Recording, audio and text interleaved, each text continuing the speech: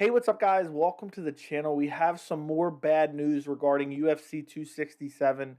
Islam Makhachev versus Rafael dos Anjos is off. RDA pulled out with an injury. And at this point, this fight is just absolutely cursed. This is the third time that it's been scheduled and the third time that it's been canceled.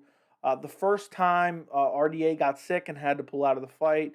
The second time, Islam Makhachev suffered an injury and had to pull out of the fight. And now the third time, I thought this was finally going to happen. It's only a month till UFC 267. RDA gets injured and has to pull out of the fight. So I honestly believe this fight's never going to happen.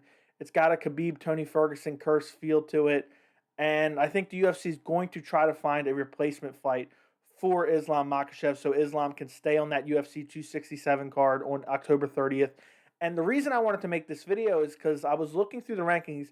I believe Islam has to fight someone ranked. I know the UFC could find someone maybe outside the rankings or maybe even outside the UFC like they did for Sean O'Malley, but I think Islam has to fight someone ranked. So I'm going to go through the entire top 10, top 15, and we're going to see if we can find Islam Makhachev an opponent. So obviously it's not going to be Charles Oliveira. He's the champion. He's defending against Dustin Poirier at UFC 269 in December this year. So that's not happening. Dustin Poirier is ranked number one. He's fighting Charles Oliveira, so that's not happening. I just said that. Number two is Justin Gaethje. And while I would absolutely love this fight, Justin Gaethje is fighting Michael Chandler at UFC 268. So that's not happening. Now, number three is an option, Beneil Dariush. Beneil Dariush is on a nice little winning streak right now. He's ranked number three. He just recently beat Tony Ferguson. He's available, but I don't know if he's been training. He said he wanted off till December or January. He didn't want to fight potentially till early next year. So I don't know if Beneil Dariush is going to be ready. And honestly, if I'm in his spot, is it worth risking your number three ranking when you haven't been training to fight Islam Makhachev?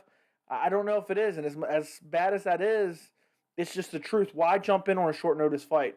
Some guys just don't like to take short notice fights. And if I'm Beneil Dariush, I say, okay, I'll take it, but I want a full training camp. Number four is Michael Chandler. I already discussed. He's fighting Justin Gaethje at UFC 268. Number five is Islam Makhachev. Obviously, we're talking about him, so it's not going to be Islam Makhachev. Number six is Tony Ferguson. And Ali Abdelaziz, when speaking about, RDA pulling out, Islam Makhachev's his client, he said there was only two options. And one of the options was Tony Ferguson.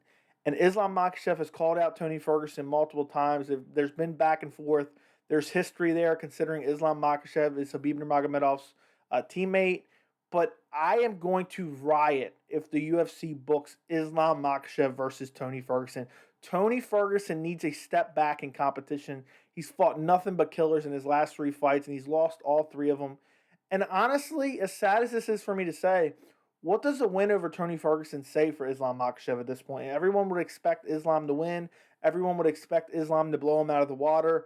And so it really doesn't do much for Islam Makhachev. I know he said he wants to fight, and if Tony Ferguson would definitely accept this fight. That's what really upsets me, because not only is this a stylistic nightmare for Tony, Tony has lost three in a row. He's getting older. We need a step back in competition for Tony Ferguson.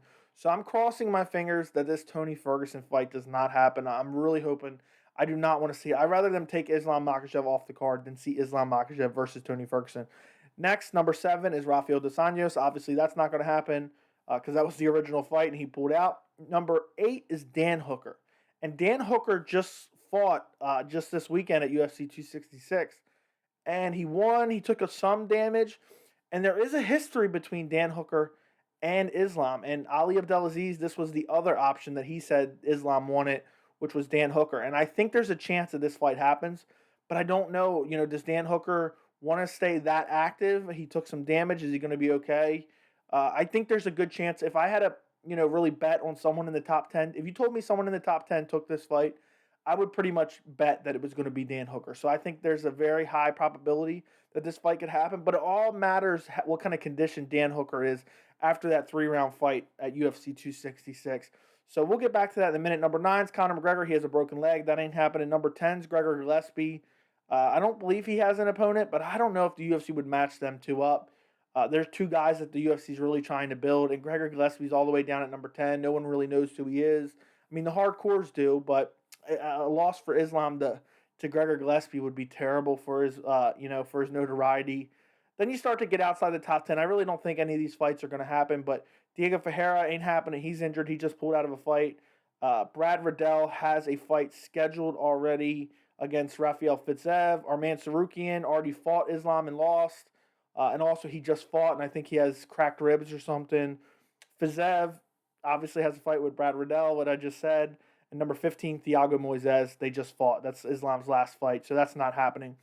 I think so. The most likely outcome is Dan Hooker or an unranked opponent. Honestly, if they just want to keep him on the card, feed him somebody, it'll be an unranked opponent. But this sucks all the way around because I really want to see Islam Makhachev tested. Everyone hypes him up just based on his relationship with Khabib Nurmagomedov, and so I just want to see him take a challenge. And RDA was going to be a perfect test.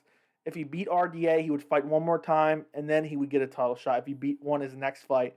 And it just sucks now because there's really nobody there to test him. Everyone's booked or injured. So, really the only three possible options in the top 10 would be Beneil, Tony, and Dan Hooker.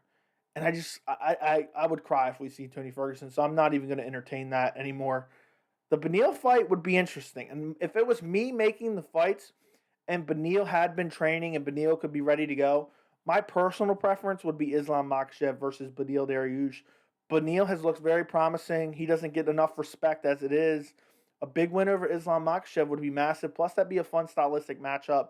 I would probably favor Islam in that fight, but I'm not really 100% sure. That's a close fight in my opinion. Beneil has great jiu-jitsu. He has good wrestling. His striking, I would say, is probably close to even with Islam Makhachev. Neither one of those guys are expert strikers by any means. But honestly, my money goes on Dan Hooker. UFC 267, October 30th. I think we will see Islam Makhachev versus Dan Hooker. Let me know what you guys think of that fight, and also let me know if there's any potential options that I'm missing out on, because I just went basically through the entire top 15 and I just narrowed it down to the most likely guys. But let me know what you guys think. Do not forget to like the video. Thank you so much for watching, and I will see you in the next video.